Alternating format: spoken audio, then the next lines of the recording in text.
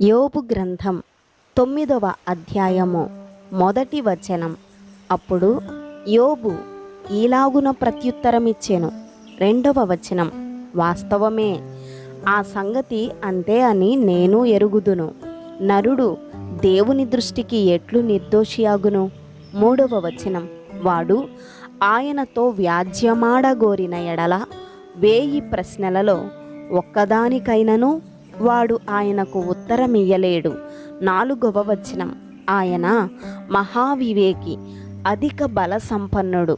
ఆయనతో పోరాడ తెగించి హాని నొందని వాడెవడు?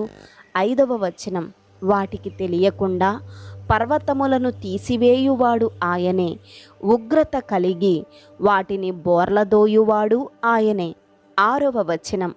భూమిని దాని స్థలములో నుండి కదిలించువాడు ఆయనే. దాని స్తంభములు అదర చేయువాడు ఆయనే. 7వ వచనం. ఉదయింపవద్దని ఆయన సూర్యునికి ఆజ్ఞాపింపగా అతడు ఉదయింపడు. ఆయన నక్షత్రములను మరుగుపరచును. 8వ వచనం. ఆయన ఒక్కడే ఆకాశ మండలమును విశాలపరచువాడు. సముద్ర తరంగముల మీద ఆయన నడుచుచున్నాడు. 9వ వచనం. ఆయన స్వాతి, మృగశీర్షము, కృత్తిక అను వాటిని దక్షిణ నక్షత్ర రాసులను చేసినవాడు. 10వ వచనం. ఎవడును తెలిసి కొనలేని మహత్తైన కార్యములను, లెక్కలేనన్ని అద్భుత క్రియలను ఆయన చేయుచున్నాడు. 11వ వచనం. ఇదిగో, ఆయన నా సమీపమున గడిచిపోవుచున్నాడు, కానీ నేనాయనను కనుగొనలేను. నా చేరువను పోవుచున్నాడు, కానీ ఆయన నాకు కనబడడు. 12వ వచనం. ఆయన పట్టుకొని పోగా ఆయనను అడ్డగింపగలవాడెవడు? నీవేమి చేయుచున్నావని ఆయనను అడుగ తగినవాడెవడు? 13వ వచనం. దేవుని కోపము చల్లారదు, రాహాబు సహాయులు ఆయనకు లోబడుదురు. 14వ వచనం. కావున ఆయనకు ప్రత్యుత్తరమిచ్చుటకు నేనెంతటి వాడను? ఆయనతో వాదించుచు సరి అయిన మాటలు పలుకుటకు నేనే పాటి వాడను? 15వ వచనం. నేను నిర్దోషినై ఉండినను ఆయనకు ప్రత్యుత్తరము చెప్పజాలను. న్యాయకర్త అని నేనాయనను బతిమాలు కొనదగును. 16వ వచనం. నేను మొర్రపెట్టినప్పుడు ఆయన నాకు ఉత్తరమిచ్చినను ఆయన నా మాట ఆలకించెనని నేను నమ్మజాలను.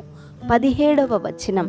ఆయన ఆలకింపక పెనుగాలి చేత నన్ను నలుగగొట్టుచున్నాడు. నిర్నిమిత్తముగా నా గాయములను విస్తరింపచేయుచున్నాడు. 18వ వచనం. ఆయన నన్ను ఊపిరి తీయనీయడు, చేదైన వాటిని నాకు తినిపించును. 19వ వచనం. బలవంతుల శక్తిని గూర్చి వాదము కలుగగా నేనే ఉన్నానని ఆయన అనును. న్యాయ విధిని గూర్చి వాదము కలుగగా ప్రతివాదిగా నుండ తెగించువాడెవడని ఆయన అనును. 20వ వచనం.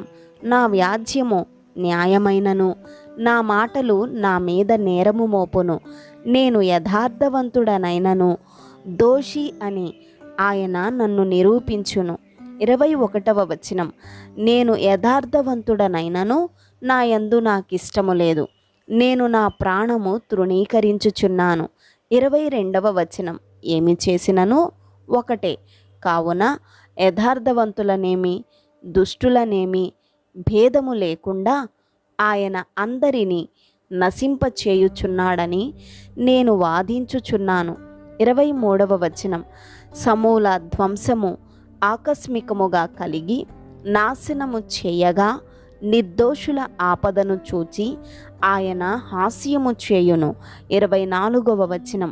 భూమి దుష్టుల చేతికి అప్పగింపబడి ఉన్నది, వారి న్యాయాధిపతులు మంచి చెడ్డలు గుర్తింపలేకుండా ఆయన చేయును. ఆయనగాక ఇవ అన్నీయు జరిగించువాడు మరి ఎవడు? 25వ వచనం.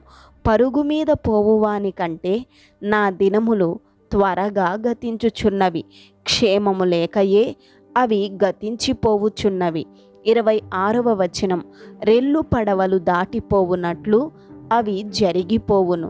ఎరమీదికి విసురున దిగు పక్షిరాజు వలె అవి త్వరపడిపోవును. 27వ నా శ్రమను మరచిపోయేదననియు దుఃఖముకుడనయుండుట మాని సంతోషముగా ఉండెదననియు నేను అనుకొంటినా. 28వ నా సమస్త బాధలకు భయపడి వణుకుచున్నాను.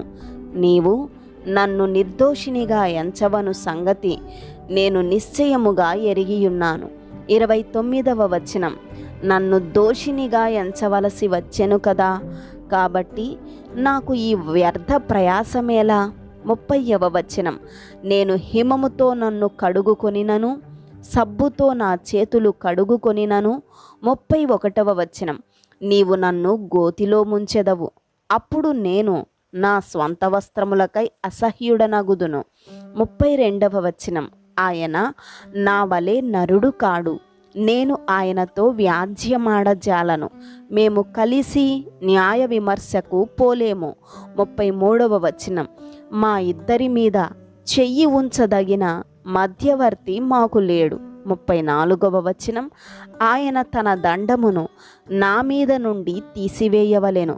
నేను భ్రమసిపోకుండా ఆయన తన భయంకర మహాత్మ్యమును నాకు కనపరచకుండవలెను.